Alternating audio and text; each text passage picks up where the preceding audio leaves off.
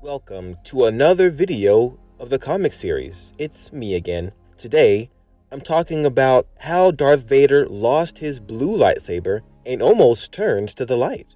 I've already uploaded a recap of the Star Wars series. If you haven't yet seen the story and you don't remember, please go back and watch it. Check out the link below. If you're new to my channel, please subscribe to get all latest videos. Let's get started.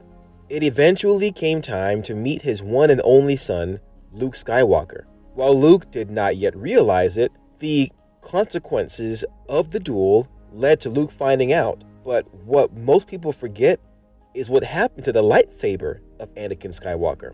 Darth Vader discovered his old blue lightsaber at that moment and had Luke drop it at the same time when he chopped off his son's hand. So the lightsaber fell to the bottomless hole of Bespin. It will cause a massive sequence of events that would go much further than anyone initially believed. The comics tell us that Luke Skywalker directly after the duel of Vader, and after that, Leia rescued him. He moved on to look for the lightsaber of his friend, who was now revealed to be Darth Vader, Anakin Skywalker.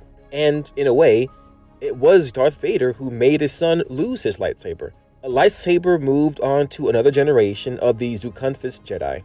We continue from Bespin, where Luke urgently looks for his now missing lightsaber, who his former trainer gave him, Obi-Wan Kenobi, his father's lightsaber.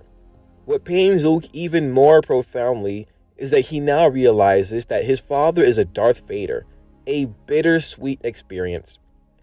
This is after the Empire attacks the Argonauts' attempts desperately to help Luke find his lightsaber. Luke had found that everything that fell from the Bespin was stored here. So there was not just his lightsaber here, but everything, any bit of junk tossed on Bespin.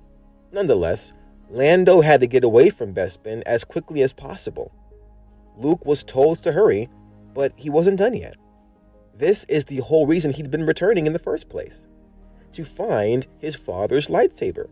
Then, he ended up on the Death Star in the garbage chute, and now again on Bespin in the garbage disposal. At the same moment, the two stormtroopers buried Leia in carbonite.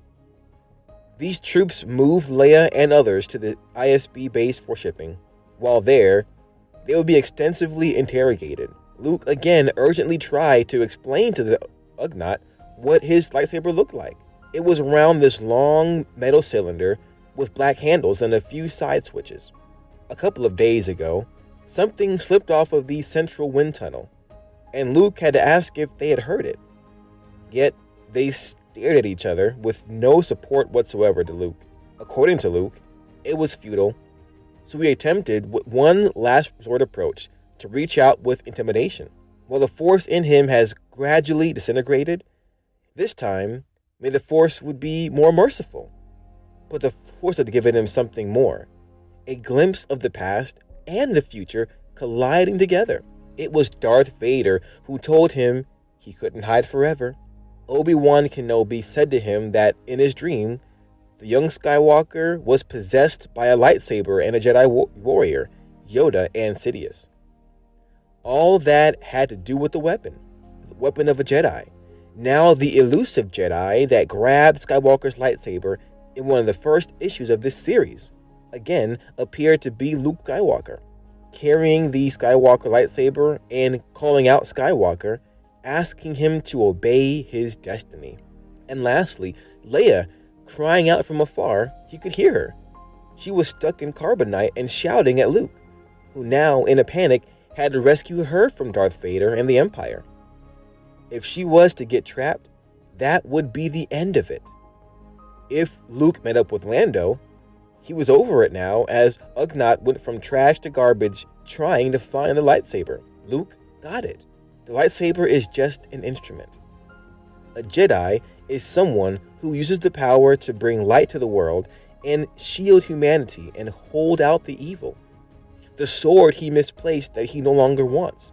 It was, yes, belonging to his father, but he no longer knows how he feels about his family, because his father is Darth Vader. He would be a Jedi even though he once again sees the lightsaber as that Ugnaught eventually finds the cylinder-shaped arm of which Luke spoke earlier. Luke finally goes on to rescue Leia from being trapped in the Carbonite and the other friends who all support the rebellion. Nevertheless, the most crucial part is that, sadly, Luke Skywalker leaves Bespin again without his lightsaber. But it wasn't as bad having seen a woman's latest dreams. Perhaps this dark figure was a Jedi calling him out, and it's like the universe takes me to her. If he can find her, he can answer the questions. He has been grappling with this ever since he battled Darth Vader, and we see Luke Skywalker going to a similar world in his dream before the comic finishes. It was a trinary star system, a planet of space and red land masses. I think Luke would discover the secret library of Jocasta Nu, the information that she had gained during her exile.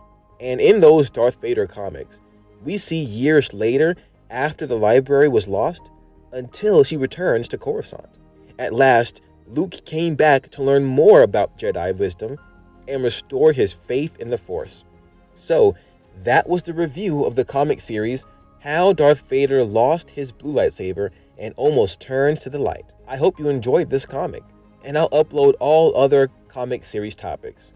Remember to like and subscribe, and thanks for watching. See you in the next one.